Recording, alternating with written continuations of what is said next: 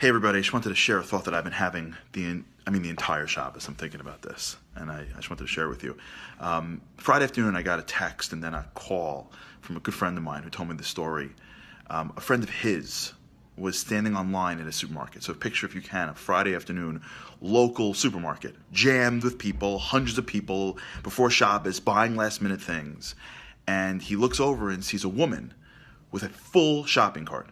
So you can picture she's being rung up, plastic bags, filled cart. And she hands the cashier a credit card, and the cashier swipes it and turns to her and goes, "Sorry, it was declined."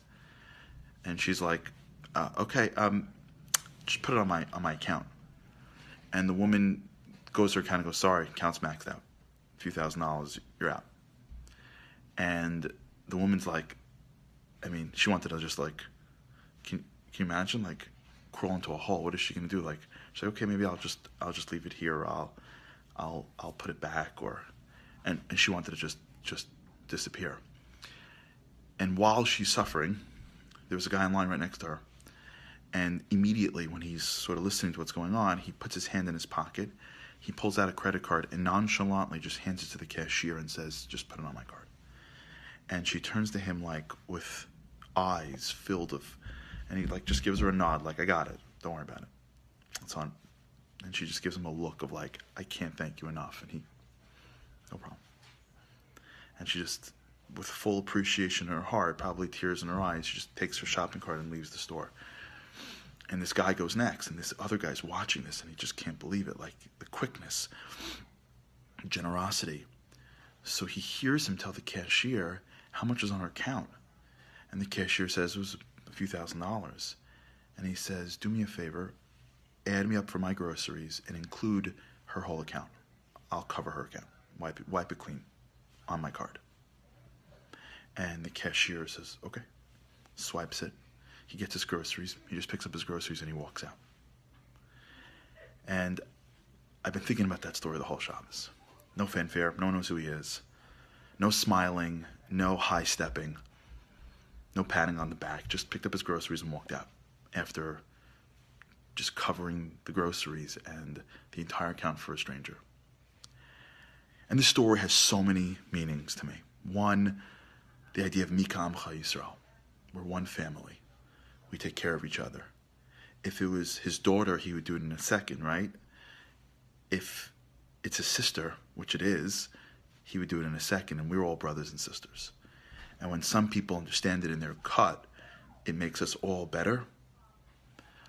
But I think like halfway through Shabbos, something else hit me. Victor Miller says that if you want to become great in life, every day do a kindness for somebody else that nobody knows but you. I never understood why that was. Why would you do a kindness for someone else? Who benefits from that? Who benefits from nobody knowing? And it dawned on me. When you do things in life that nobody knows and you don't care to share, what that shows you is where you hold, right? I woke up this morning, I brushed my teeth. I didn't tell anybody, because it doesn't matter. Brushing my teeth is way beneath my standard. I woke up this morning and I davened. I prayed for a while. I didn't tell anybody. There was a time where I would have. Not now, because I've been doing it for a long time. So I see myself as, well, davening is standard for me. It may not be for other people. So my level includes davening. I'm nonchalant about it. When you do things in life and don't tell anybody, it's indicative of where your level is. For that guy to just pay for somebody else on a dime and walk out without telling anybody, that's his level. That's who he was. And when every day we ask ourselves, where's my level in life? Where do I want to be?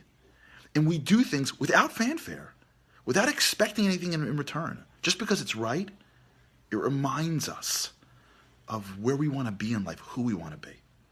Because I want to be that guy, that if someone needs something, I don't blink and I help somebody.